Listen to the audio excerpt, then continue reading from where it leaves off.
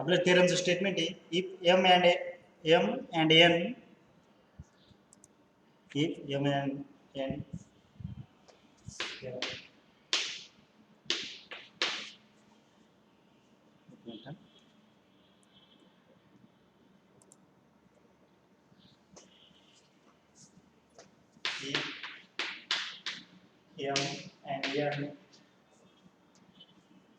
are closed linear subspace of are closed linear subspace of inverse space H of the inverse space H. Okay. Such that inverse space H such that M orthogonal to N. M orthogonal to N. Then the linear subspace. Then the linear subspace M plus N is also closed.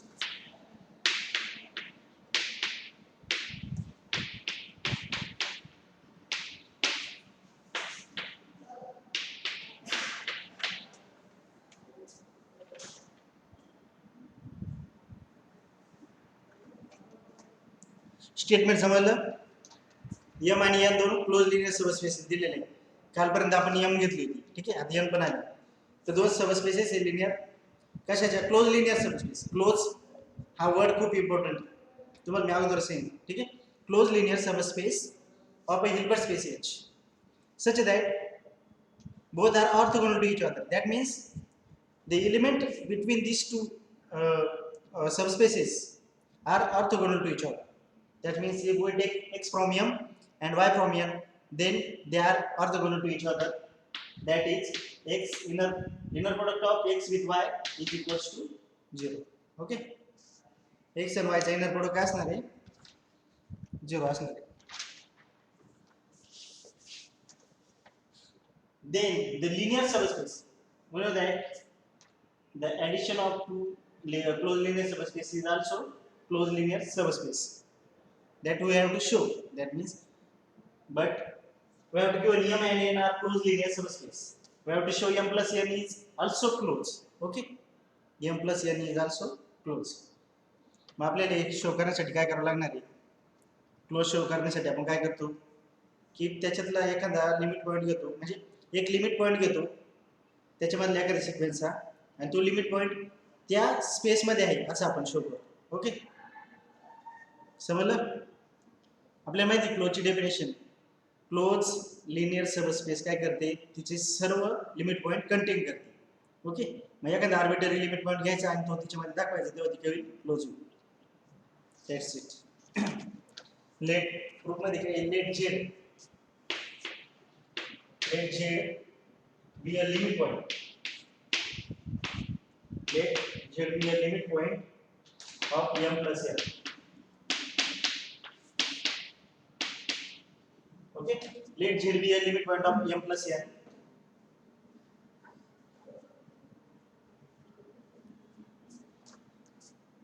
हा limit point M plus N चा limit point आहे त्याच्यामध्ये कुठल्या तरी सिक्वेन्सचा limit point आहे तर आपल्याला तो त्याच्यामध्ये दाखवायचा आहे It is sufficient to show that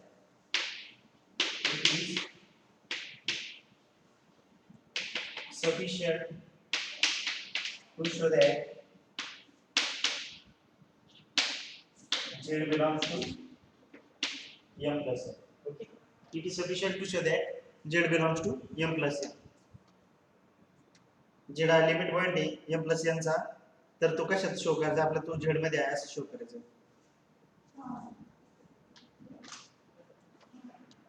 मग there exists a sequence Zn in M plus N there exists a sequence Zn in M plus N such that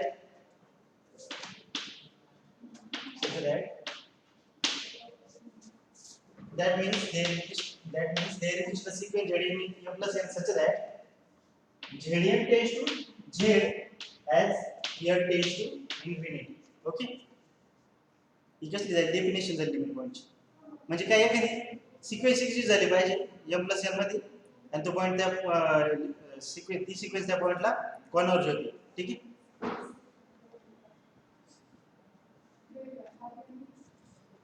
by assumption that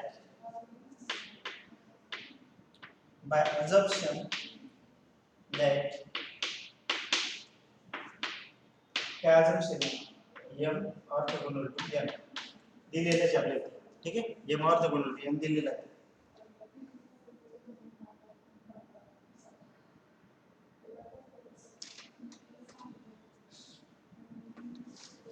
आता या कंडिशन वरून आपल्याला काय समजतंय m ऑर्थोगोनल टू n म्हणजे obviously ती काय असणार आहे डिसजॉइंट असणार आहे. ओके, समजतंय. m जर ऑर्थोगोनल टू n असेल तर ऑब्वियसली ती काय असणार आहे डिसजॉइंट असणार आहे. म्हणजे दोन्हीचे इंटरसेक्शन काय असणार आहे फाय असणार आहे. Okay, so by assumption that m orthogonal to n we see that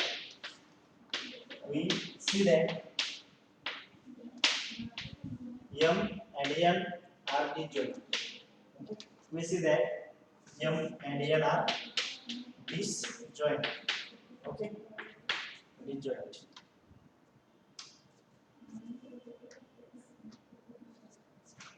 So each हे जर disjoint असेल तर so each ZN is uniquely written as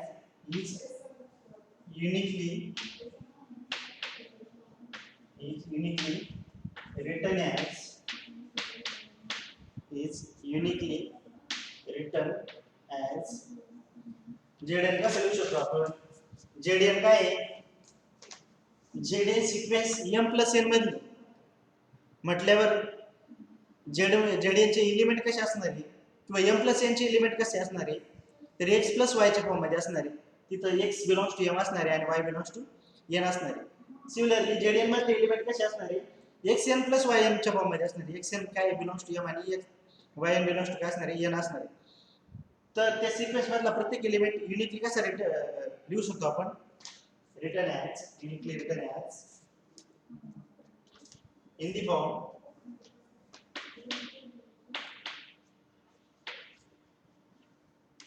Zn equal to xn plus y. Zn equal to xn plus y.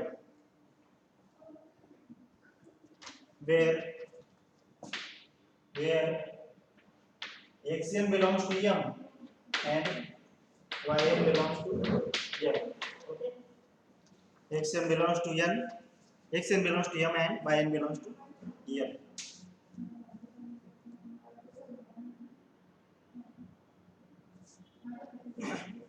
Therefore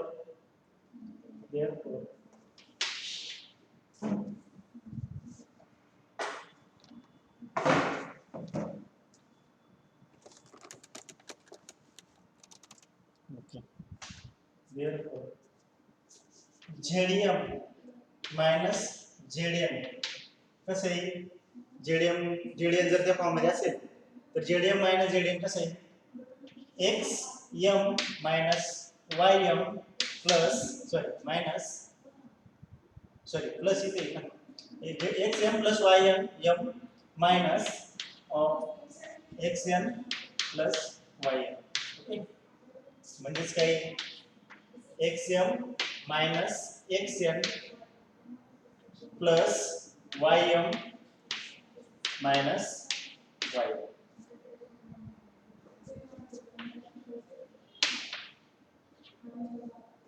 आता XM minus XN belongs to काय असणार आहे M. Why? Because M is closed linear subspace of H. Similarly, Ym minus Ym belongs to काय असणार आहे N. Okay, because N is also closed linear subspace. So this element belongs to M plus this element belongs to N. So addition of these two elements belongs to M plus N. Okay, that means Zm minus Zn belongs to M plus N. ZM minus ZN belongs to M plus L.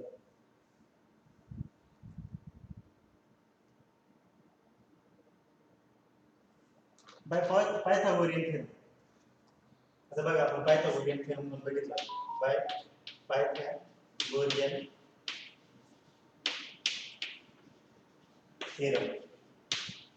Bye Pythagorean theorem काही norm of ZM minus ZM square is equals to काही norm of ZM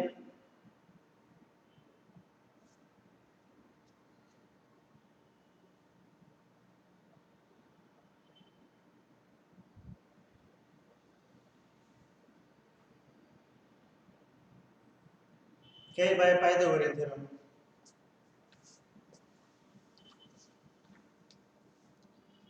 norm of ZM minus ZM square.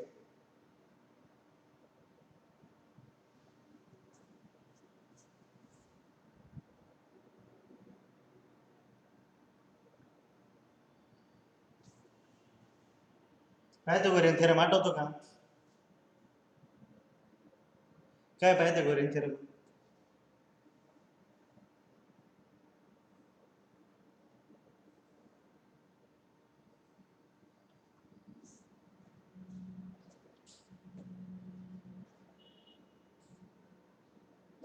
Plus y square is equal to norm of x square plus norm of y square. Okay. Norm of x plus y square is equals to norm of x square plus norm of y square. Okay. आपले याची value काय मिळाली? xm minus xm plus ym minus yn. याची जर norm घेतली, norm equal to काय नाही, याची नॉर्म येणार आहे. Okay. And by that Pythagorean theorem, that is equals to norm of this square is equals to norm of this plus norm of this. Okay. म्हणजे काय, that is equals to norm of xm minus xm plus ym minus yn square, norm square. By Pythagorean theorem, this is equals to norm of xm minus xn square plus ym minus yn square. Okay.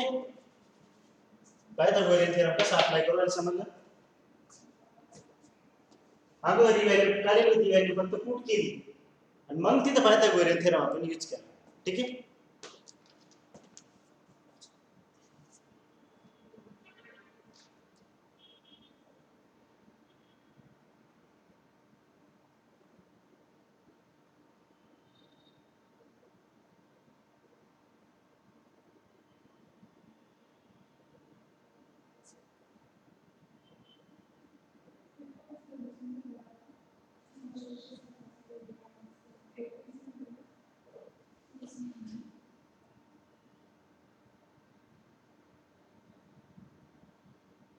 Next स्टेपला काय करतील आपल्याला, this is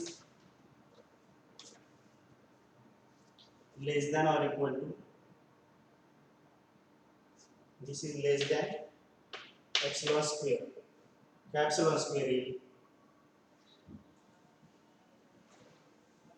sorry, 2 time epsilon square आला पाहिजे. हे बघा, xm minus xn कशाचं element आहे? m चं एलिमेंट आहे. ओके.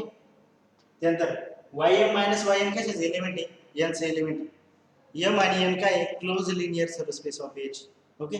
H काय आहे? हिल्बर्ट स्पेस आहे, complete matrix space. Hilbert space म्हणजे काय येणार? कंप्लीट मॅट्रिक्स स्पेस येणार. मग close subspace of complete matrix space is also complete. Okay. मग xm minus xn, norm of xm minus xn ही काय येणार आहे? कोशी म्हणजे xn काय येणार आहे? कोशी सिक्वेन्स येणार आहे. yn काय येणार आहे? कोशी सिक्वेन्स येणार आहे. मग by definition of Cauchy sequence this is less than काय येणार आहे? एप्सिलॉन. समजतंय? कारण m आणि n दोन्ही पण काय येणार आहे? By definition complete matrix space येणार आहे. ओके. मग by from that we can say that this is less than epsilon. Okay.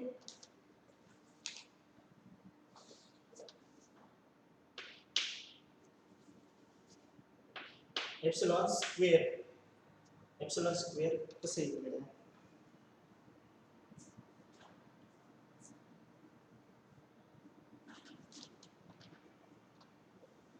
ठीक आहे. आपण एप्सिलॉन बाय 2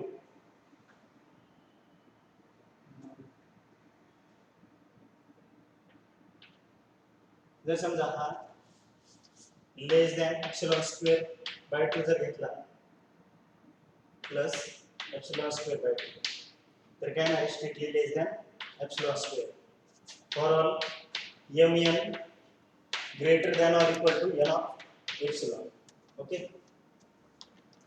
समजतंय काय केलं कोसी सिक्वेन्सची फक्त डेफिनेशन अप्लाय केली this is less than epsilon square by 2 this is less than epsilon square by 2 epsilon square by 2 plus epsilon square by 2 काय epsilon square this is strictly less than epsilon square okay sorry is equal to म्हणजेच काय मिळतंय ZM minus ZM square is strictly less than epsilon square for all mn greater than or equal to n of epsilon. समजतंय काय केलंय तिथं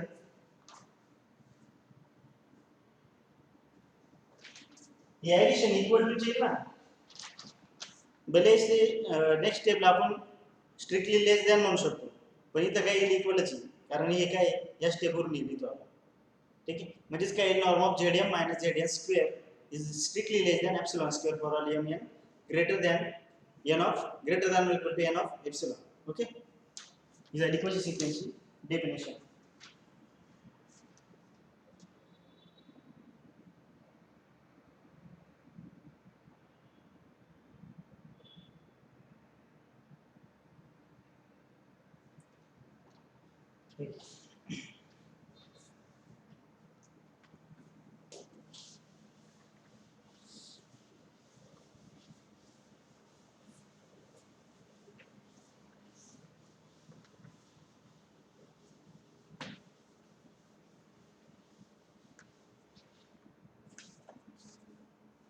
समजलं नाही तर काय केलंय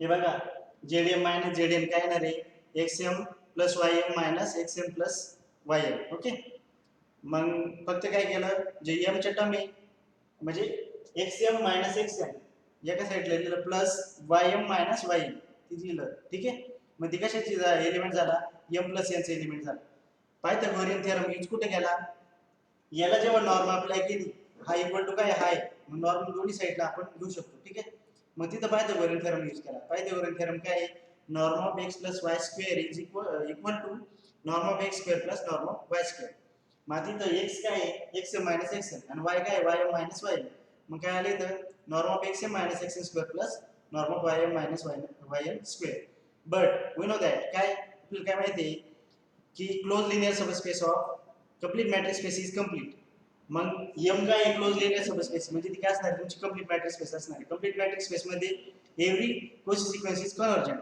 ही कोशी सिक्वेन्स ओके कन्वर्जंटचा यूज आपण पुढे करणार मग by definition of Cauchy sequence this is less than or equal to this is strictly less than epsilon okay आपण इथे एप्सिलॉन बाय 2 घेतलं फक्त पण इथं काय स्क्वेअर आहे म्हणून काय आलं एप्सिलॉन बाय म्हणजे एप्सिलॉन स्क्वेअर बाय 2 ओके आपण जस्ट ऍडजस्टमेंट केली तिथं फक्त प्लस परत epsilon square by 2 which is equal to epsilon square म्हणजेच norm of ZM minus ZN square strictly less than काय येते epsilon square ओके दोन्ही साइडला जर रूट घेतले तर norm of ZM minus ZN less than epsilon okay for all mn greater than or equal to n of epsilon मग आपण next स्टेपला तेच बघणार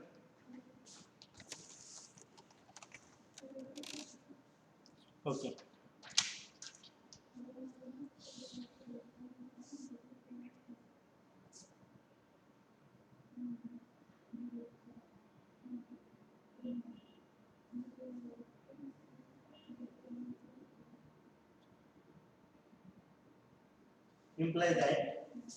imply that norm of xm minus xm and norm of ym minus ym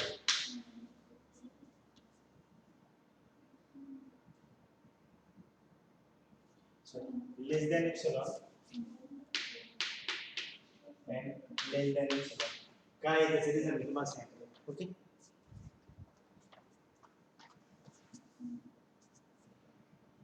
overall काय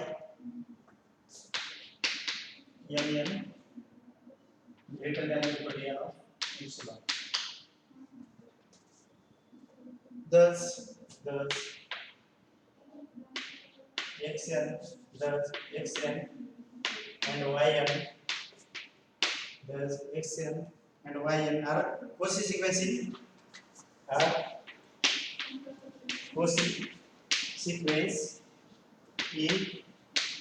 m and n respectively. Okay, co-sequence कशात m and n respectively. but m and n मी तुम्हाला जे सांगितलं तेच लिहून देतो. but m and n are closed subspaces of complete matrix space. Are closed subspace of complete space H. Of complete space H. Okay. But m and n are closed subspace of complete space H. Imply that m and n are complete. आता हे result परत सांगायची गरज पडली नाही पाहिजे. काय m आणि n का कंप्लीट आले ते काय close subspace of complete matrix space. Okay, आणि कंप्लीट मॅट्रिक्स स्पेसची क्लोज सबस्पेस असेल तर ती काय असते कंप्लीट असते. ओके, त्याच्यावरून काय आलं m and n are complete. मग त्या जर कंप्लीट असतील आणि या कोशी सिक्वेन्स असतील xn आणि yn तर कंप्लीट मॅट्रिक्स स्पेसची प्रत्येक कोशी सिक्वेन्स काय असते कन्वर्जंट असते. कन्वर्जंट असेल तर काहीतरी लिमिट पॉईंट असेल. ओके, तर काय असेल लिमिट पॉईंट असेल. मग हे जर कंप्लीट आहे तर there exist x belongs to m and y belongs to n. There exists x belongs to m and y belongs to n such that तुमची सिक्वेन्स xn काय converges to x and yn converges to y. Okay, by definition of complete. Then z equal to then small z equal to limit n tends to infinity zn. Then z equal to limit n tends to infinity zn. पण zn ची हे काय आहे zn म्हणजेच काय xn plus yn. Okay, मग limit separate केलं काय limit n tends to infinity xn plus limit n tends to infinity yn that is equals to x plus y. That is equals to x plus y. म्हणजे आपल्याला मिळाला z equal to x plus y. मिळाला का?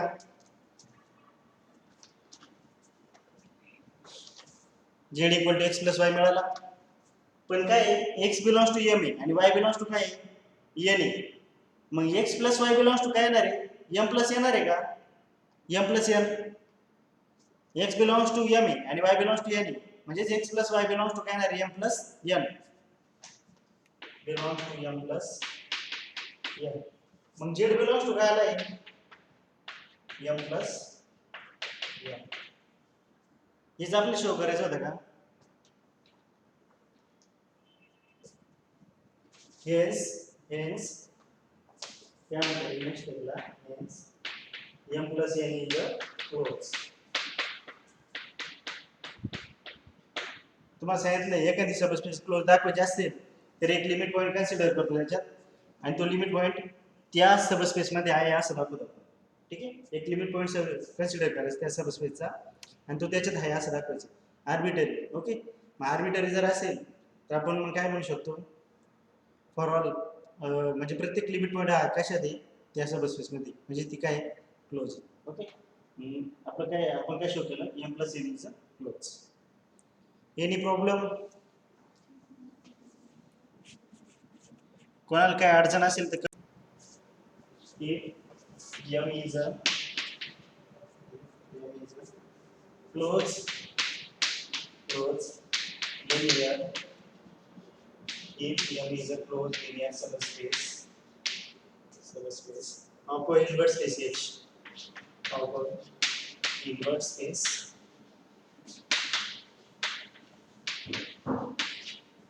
H. If M is a closed linear subspace of Hilbert space H, then ratio corrects H equal to M direct sum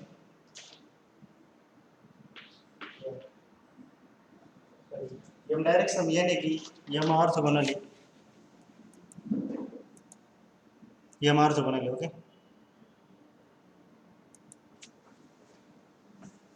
M orthogonal तो M पर okay M पर मग आपल्याला show करायसाठी दोन condition show करायचे ठीक आहे H equal to M direct sum M perp जर असेल तर ते शो करण्यासाठी आपल्याला दोन condition require proof in order to prove that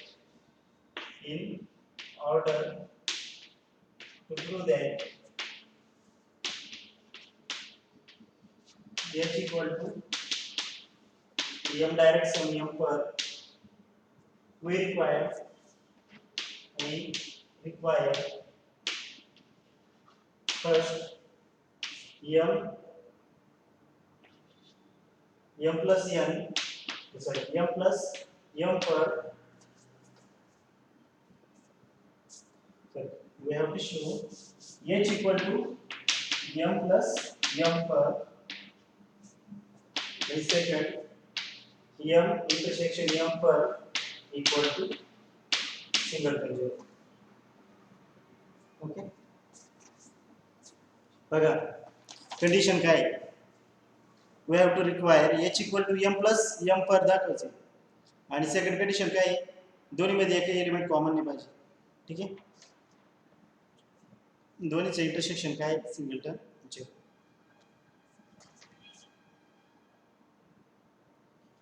by definition M per ची डेफिनेशन काय आहे by definition of M per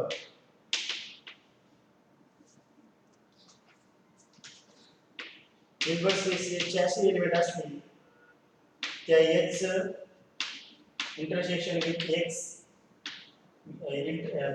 inner product of X with Y is equal to 0 for all Y belongs to M okay म्हणजे ही complement space आहे आपण बघितलं होतं orthogonal complement म्हणजे काय ऑर्थोगोनल कॉम्प्लिमेंट M पर कशाची M ची म्हणजे तिच्यामधला प्रत्येक एलिमेंट कसा असणार आहे X belongs to H असं असणार आहे त्याचं inner product of Y is equal to 0 for all Y belongs to M ही झाली डेफिनेशन कशाची M पर तुम्हाला सांगितलं पर परपेंडिक्युलरचं शॉर्ट फॉर्म पर पी ओके M पर तर ही बेसिक डेफिनेशन आपण लिहून घेतली bye definition of M per X belongs to S such that inner product of X with Y is equal to 0 for all Y belongs to M since inner product of 0 with Y is equals to 0 inner product of 0 with Y is equals to 0 मात्र inner product of 0 with Y is equals to 0 he condition satisfy करतोय ना इथे काय X असे आहे का ती X belongs to H असणार आहे यांचा इनर प्रोडक्ट 0 असणार आहे M पर मधले एलिमेंट म्हणजे याचा अर्थ काय होतो imply that 0 belongs to M per 0 belongs to M पर म्हणजे त्याच्यावर काय समजतं आपल्याला की ऍटलीस्ट वन एलिमेंट तरी आहे म्हणजे ठीक आहे M3 नाही okay M perp not equal to 5 let x1 x2 belongs to M per x1 x2 belongs to M per and alpha beta be any scalars and alpha beta be any scalars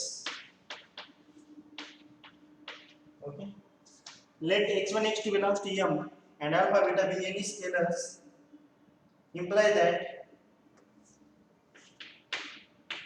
x1 with y is equals to 0 and x2 with y is equals to 0 inner product of x1 with y equal to 0 and inner product of x2 with y is equals to 0 for all y belongs to m. म्हणजेच काय तुमचं x1 आणि x2 कशाचे element m पॉइंटचे म्हणजे ती property satisfy करणार. Okay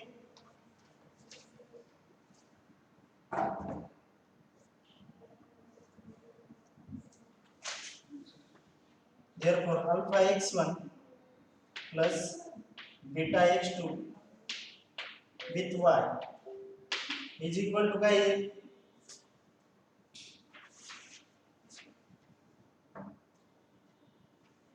ही condition आपण काय घेतोय आपल्याला सबस्पेस दाखवायची m पर काय दाखवायची सबस्पेस ऑफ दाखवायची h ची सबस्पेस दाखवायची. ओके त्यासाठी ते करतो आपण. मग या पुढचा इनर प्रोडक्ट ट्राय करा.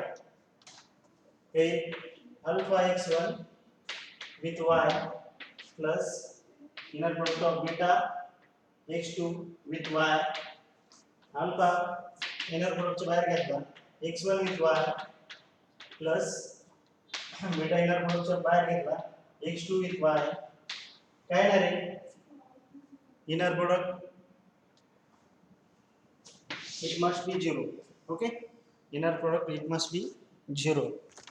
so काय inner product of x alpha x1 plus beta x2 with y is equals to 0. okay for all y belongs to m for all y belongs to m implies that alpha x1 plus beta x2 belongs to काय येणार m येईल का ती काय property satisfy करतोय. hence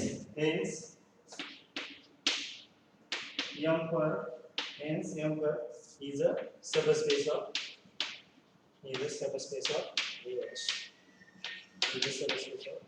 H. okay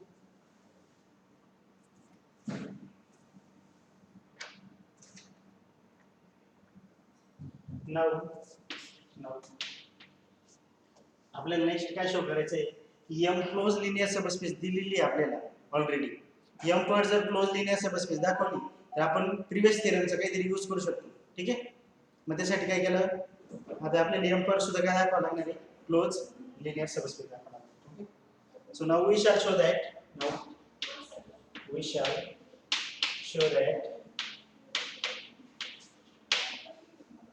m per is a close.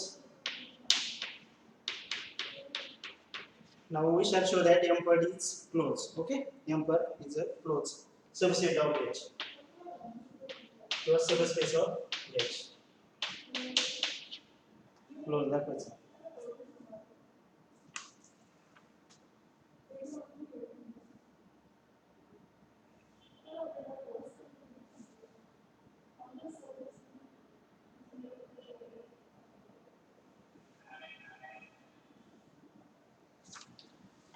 आपल्याला माहिती आहे m पर जर क्लोज सबस्पेस आली आणि m जर क्लोज सबस्पेस आहे ऑलरेडी m क्लोज सबस्पेस आहे m पर जर क्लोज सबस्पेस आली तर दोन्हीची सम सुद्धा काय येणार आहे क्लोज सबस्पेस येणार आहे कशाची h ची. ओके मग आता आपल्याला ही क्लोज दाखवायची क्लोज दाखवायचं मग सांगितलं की एखादा arbitrary point limit point consider करायचा आणि तो त्याच्यामध्ये दाखवायचा. तो जर त्याच्यामध्ये असेल तर ती काय ती क्लोज सबस्पेस येते. ओके मग आता कन्सिडर करा एखादा आर्बिट्ररी लिमिट पॉईंट x जर घेतला आपण let x is a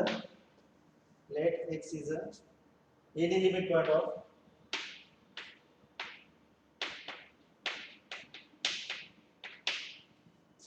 m per let x is a any limit point of m per by definition limit point definition is केली there is the sequence xn there is the sequence xn in m per such that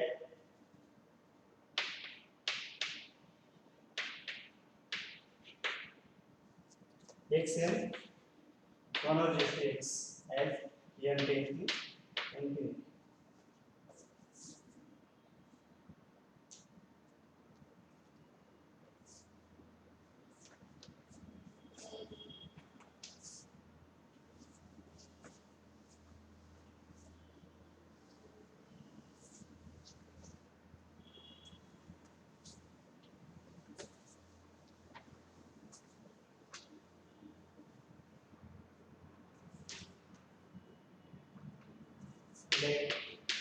belongs to M, let y belongs to M implies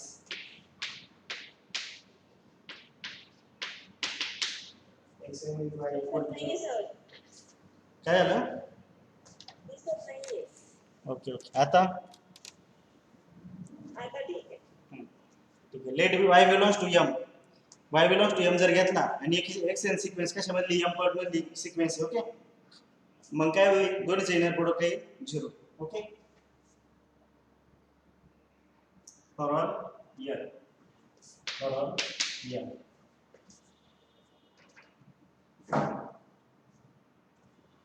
since xn belongs to M per since xn belongs to M per imply that limit n tends to infinity xn with y equal to 0 याचा use केलाय बरं का फक्त वरचा आता आपण काय करणार लिमिट आतमध्ये घेऊ शकतो काय घेऊ शकतो कारण ते काय कंटिन्यूअस फंक्शन आहे म्हणून मध्ये घेऊ शकतो ठीक आहे inner product of limit n tends to infinity xn याच्यावर अप्लाय केलं तर काय होईल y चा कॉन्स्टंट ठीक आहे is equals to 0 that is like inner product of x with y is equals to 0 for all y belongs to M implies that काय implication मिळेल आपल्या याच्यावरून inner product of x with y equal to 0 असेल तर x belongs to काय असणार obviously M orthogonal okay x belongs to M पर हेच आपले शो करायचं होतं ना x काय म्हटलं आर्बिटरी लिमिट पॉइंट मानला आणि तो कशात x म्हणजे m पर मध्ये काय केला शो केला ठीक आहे म्हणजे झाली close therefore that implies M per is a closed subspace of H closed subspace of H आता अप्लाय करा previous theorem M close subspace आहे M पर क्लोज सबस्पेस आहे तर दोन्हीचे ऍडिशन सुद्धा काय येणार आहे क्लोज सबस्पेस ऑफ H असणार आहे okay that implies M plus M per is a closed subspace of H okay by previous theorem previous theorem मधून काय म्हणू शकतो आपण previous theorem मधून M क्लोज आहे M पर क्लोज आहे म्हणजे M प्लस M पर सुद्धा काय असणार आहे क्लोज सबस्पेस ऑफ H असणार आहे ओके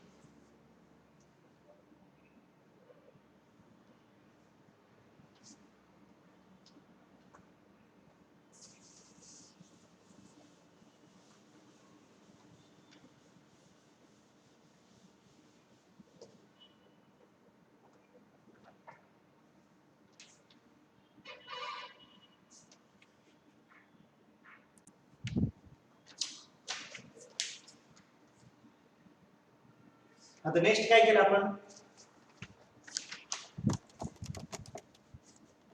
ओके लेट आपले शो काय करायचं आहे h equal to m direct sum sorry m plus n m orthogonal दाखवायचं किंवा m पर दाखवायचं ओके मग आपण काय केलं suppose n equal to let n equal to m orthogonal sorry m plus m orthogonal suppose केला तर काय इक्वेशन नाव दिलं 1 ओके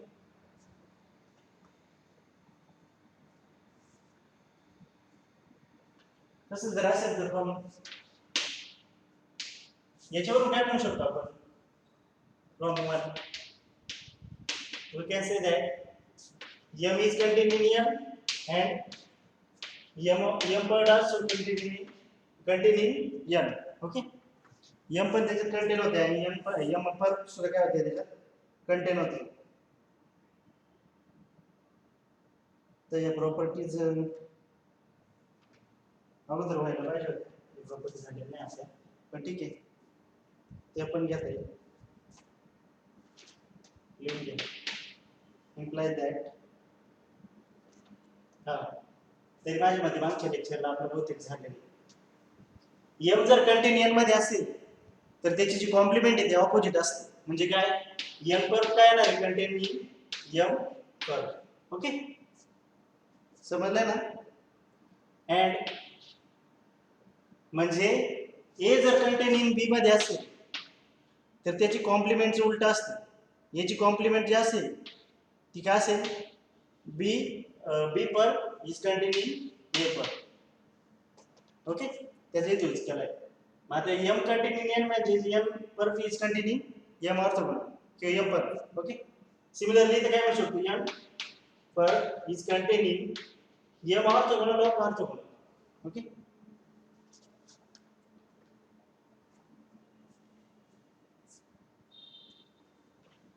implies that आता हा याच्यात पण कंटिन्यू होते याच्यात पण कंटिन्यू होते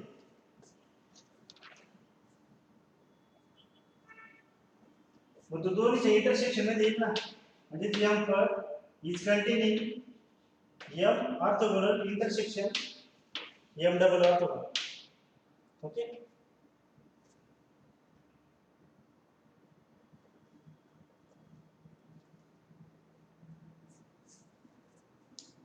आपण जो नेक्स्ट थेरम घेणार आहे तो या स्पेसशी रिलेटेड असणार म्हणजे एक्झाम्पल घेणार या स्पेसशी रिलेटेड असणार तेव्हा आपण याचं रिझन पण बघू कशाचं reason that is equals to singleton 0 okay M orthogonal intersection M double perp orthogonal is equals to singleton 0 okay that implies काय होईल N orthogonal is containing singleton 0 n orthogonal के n perp is containing singleton 0 तो क्या possible असेल जब m per is equals to singleton 0 singleton 0 मध्ये content होतोय म्हणजे काय असणार आहे possibility n perp is equals to singleton 0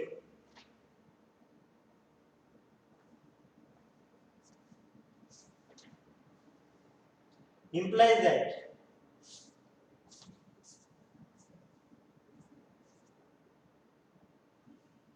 आता दोन्ही साइड ऑर्थोगोनल घेतलं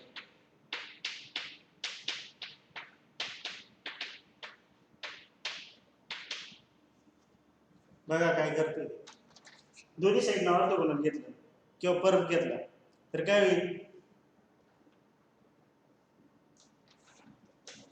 याचा पर काय येणार आहे n बर्फचा पर n येणार आहे ओके हे असतं n आणि याचा ऑर्थोगोनल काय येणार आहे सिंगलटन 0 चा कॉम्प्लिमेंट काय येणार आहे सांगा बरं पटकन h ओके म्हणजे आपल्याला काय मिळणार आहे n इक्वल टू h म्हणजे 1 वरून काय म्हणू शकतो आपण h equal to m plus m orthogonal तीच कंडिशन आपल्याला फर्स्ट शो करायची होती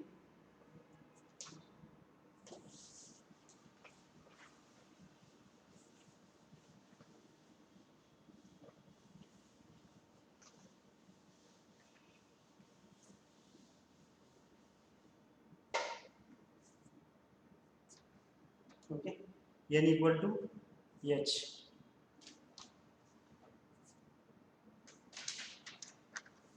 आता काय राहिलं शो करायचं दोन्हीचं इंटरसेक्शन 0 दोन्हीचं इंटरसेक्शन 0 hence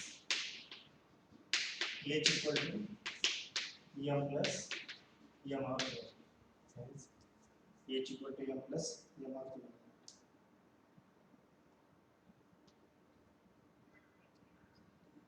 आता दोन्हीचं सिंगलटन आपल्याला सेकंड काय शो करायचं राहिला फक्त m intersection m orthogonal equal to singleton 0 पण आपण कॉन्ट्राडिक्शन आपलं बाय कॉन्ट्रापॉझिटिव्ह काय म्हणायचं की जर समजा याच्यात एक पॉइंट आहे x belongs to suppose x belongs to m intersection m orthogonal imply that x belongs to m and x belongs to m orthogonal okay implies that आता बघा x belongs to m आणि x belongs to m orthogonal मग दोन्हीचं जर inner product घेतला एलिमेंटचा तर काय X with X inner product of X X equal to काय येणार आहे 0 येणार आहे का by definition of M orthogonal okay किंवा एम पण ते केव्हा पॉसिबल आहे हे केव्हा पॉसिबल आहे याचाच मिनिंग काय होतं norm of X square equal to 0 norm केव्हा 0 असते norm of X equal to 0 if and only X equal to 0 norm 0 केव्हा पॉसिबल आहे जेव्हा तो एलिमेंट इटसेल्फ 0 असेल ओके म्हणजेच आपल्याला याच्यावरून काय समजतंय M orthogonal M M intersection M orthogonal is equals to singleton 0 झाले दोन्ही condition satisfy from both cases आपण काय म्हणू शकतो त्याला फ्रॉम 1 and 2 सुद्धा म्हणू शकतो ठीक आहे याची